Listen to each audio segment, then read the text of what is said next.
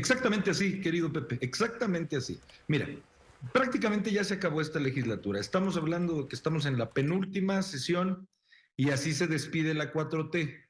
Igualito a como actuó en los últimos 6 años aquí en la Cámara, usando, abusando de su mayoría, imponiéndose, prácticamente no escuchando las razones. Y eso es precisamente lo que les decimos. Ustedes tienen los números como mayoría para sacar adelante estas reformas para despedirse.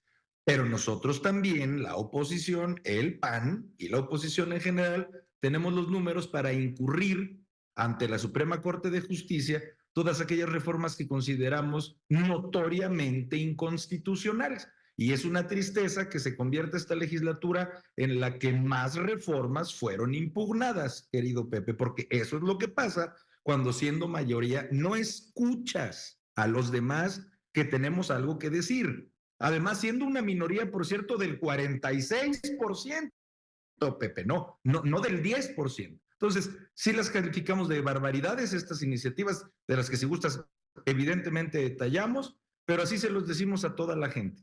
Vamos a interponer una acción de inconstitucionalidad en contra de las mismas y estamos confiados en que la Suprema Corte las va a tirar por inconstitucionales. Dice el presidente de la República que teme eso de parte de la oposición y que espera que la Corte no dé trámite a la inconstitucionalidad de algo que beneficia al pueblo de México. Por ejemplo, ley pensiones. Él presume mucho la idea de la reforma que crea el Fondo de Pensiones del Bienestar. Está también el tema de la ley de amparo. Y está también el tema de la ley de amnistía que estábamos aquí analizando hace un rato. Le otorga superpoderes al presidente de la República para, a criterio de su gobierno, poder resolver casos que no han encontrado todavía respuesta o solución mediante la oferta de decirle a un sapo. Es la ley de los sapos, ¿no?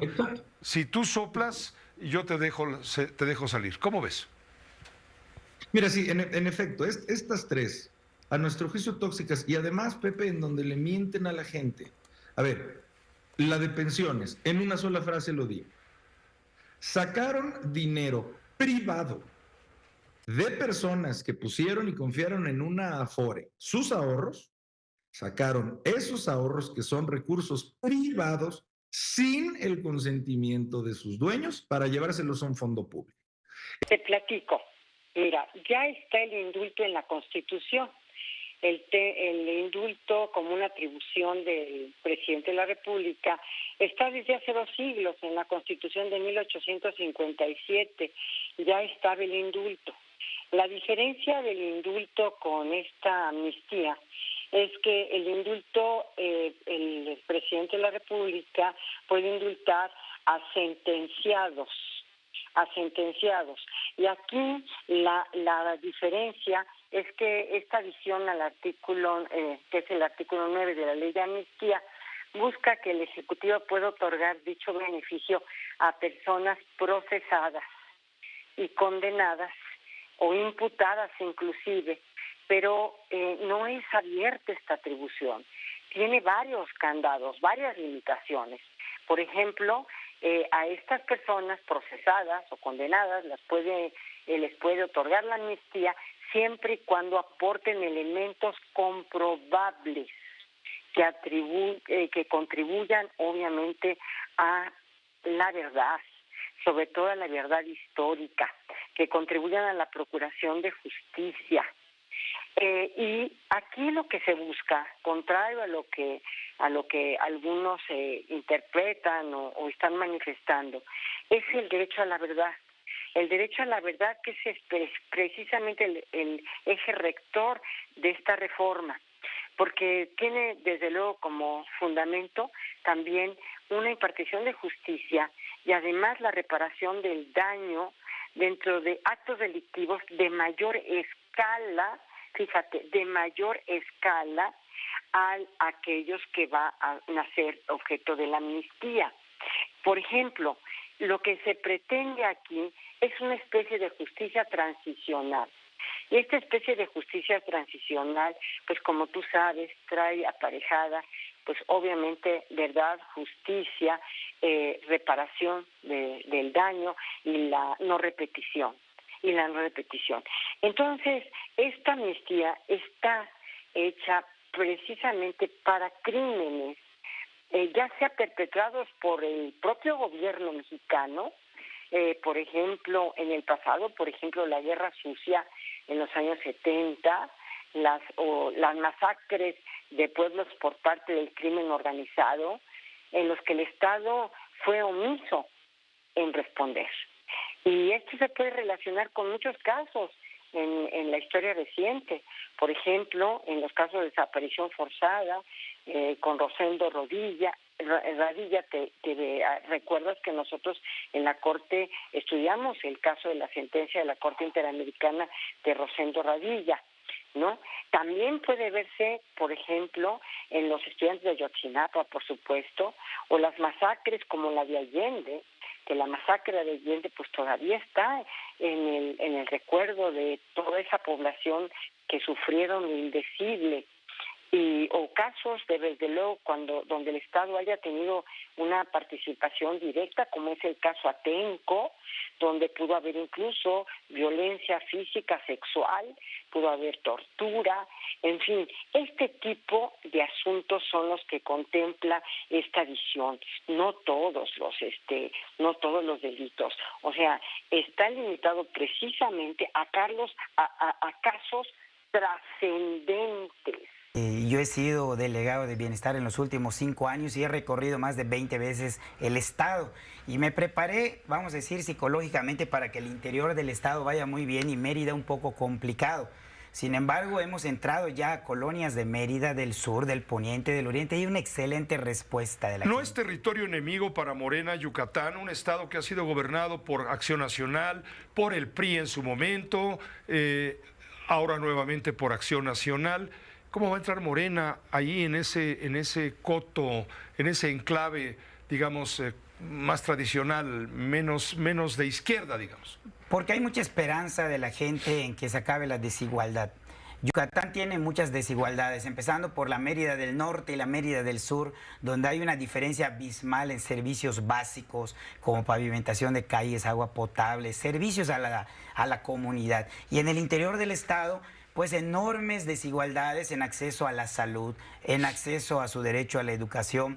Y el yucateco quiere ese cambio para Yucatán. ¿Cómo vas a lograr ese cambio? ¿Cómo les vas a quitar a los panistas, a ese grupo que domina ciertamente en los últimos años en el Estado? ¿Cómo les vas a arrebatar? Con un proyecto que se llama Renacimiento Maya y que pretende poner las bases para el desarrollo de Yucatán.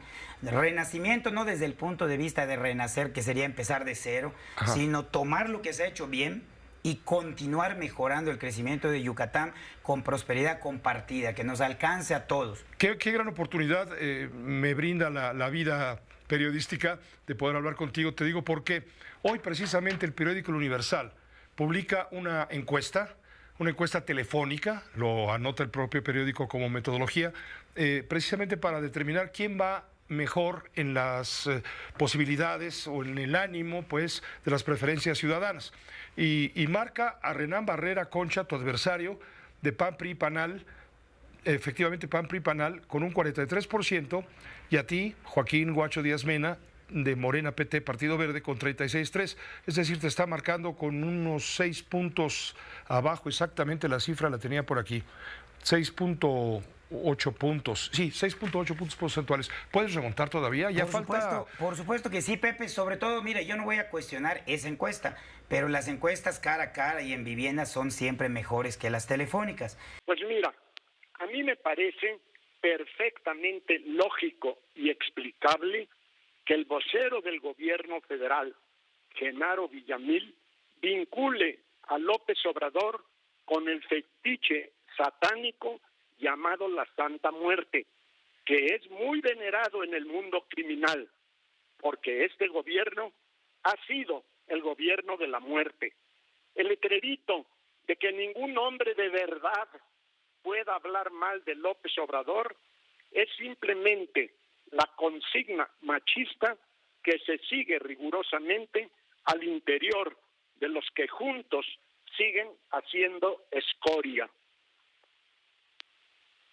Correcto, Diego, entendemos el fondo de lo que estás diciendo, ponemos la imagen justamente de Genaro Villamil cuando pues se quita un suéter y muestra este vínculo y luego aparece... El día de hoy yo quería estrenar mi nuevo Lo suéter. estamos poniendo con sonido. Y la verdad es que un verdadero hombre debería realmente tener siempre esta playera y decir esto. Bueno, ¿qué te parece, Diego? Ya lo comentaste, ya que más te digo, un verdadero hombre nunca puede hablar mal de López Obrador, pues entonces somos tú y yo. Diego. Bueno. Sí, Diego, no, te pregunto, ya, si un verdadero hombre no puede hablar de mal de López Obrador, ¿qué somos tú y yo y otros varios miles, o cientos, o millones? Ya no más comentarios sobre esa sinvergüenza. Bueno, hablemos del debate chilango, ¿qué te parece? Mira, si nos referimos precisamente al vulgarmente llamado debate chilango que tuvo lugar el pasado domingo, pues confirmo lo que he comentado en este y otros espacios. Primero, que un verdadero debate debe ser, por lo pronto, de no más de 1 hora por respeto al público. Prefieren que hablemos de la Santa Muerte que de la muerte, pero vamos a entrarle rápido. Primero, no olvidemos que es el director del Sistema de Información Pública del Estado mexicano. Aunque eso fuera una camiseta sin Santa Muerte, que estuviera defendiendo al señor presidente así, pues no le toca, porque pues, hablar mal del presidente es justo lo que el presidente luego defiende, de que se pueda criticar desde la Santa Muerte, se puede seguir a la Santa Muerte, porque cualquiera es libre de opinar lo que quiera. Cualquiera es libre de opinar del presidente, bien o mal, y el Estado mexicano es el primero que lo tiene que respetar. Y segundo, Pepe, pues tú no eres hombre. ¿Por qué hablas mal a la vez de López Obrador? ¿Qué pasó? ¿Verdad? No es un hombre verdadero el que habla mal de López Obrador.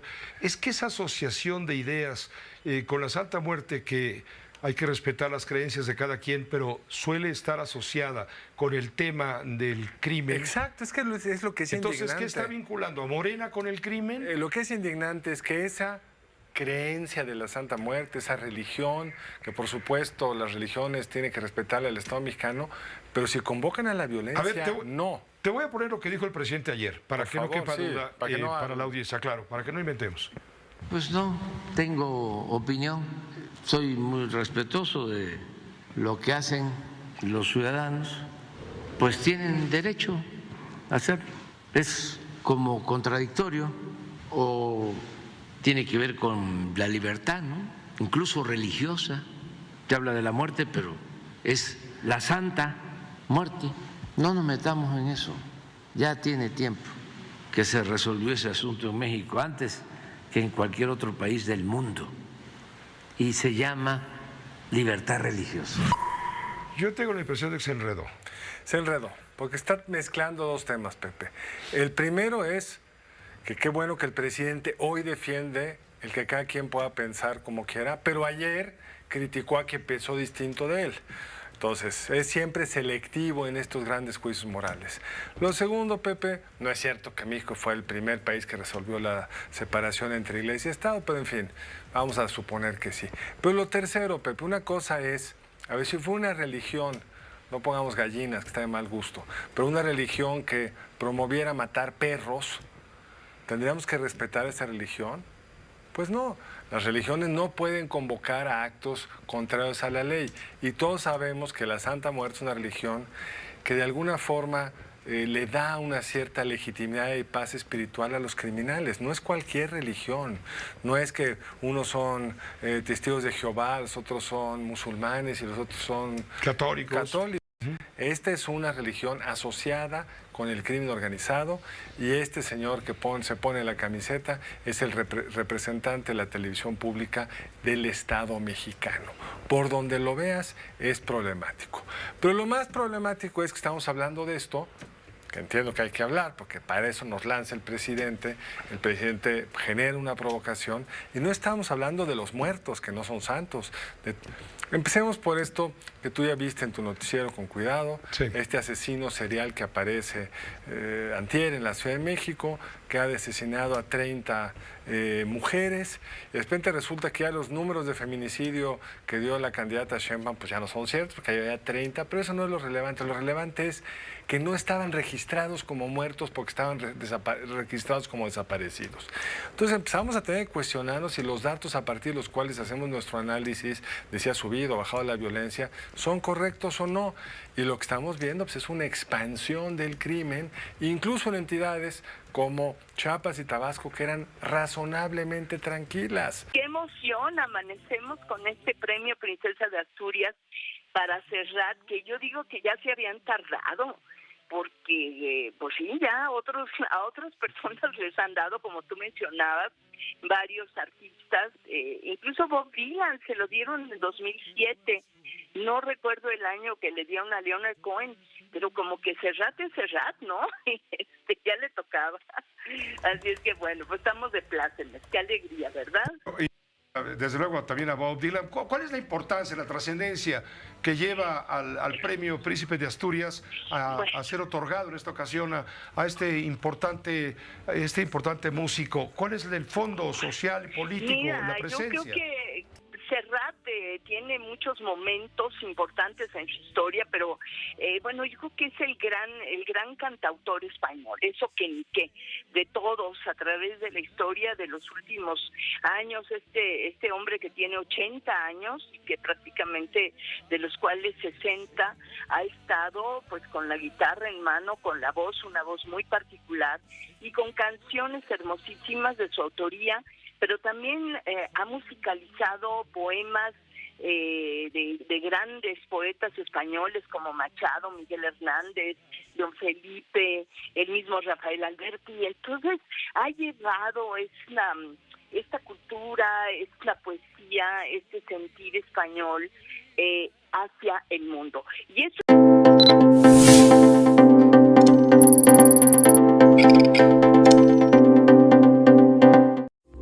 Esta fue una producción de Grupo Fórmula. Encuentra más contenido como este en radioformula.mx.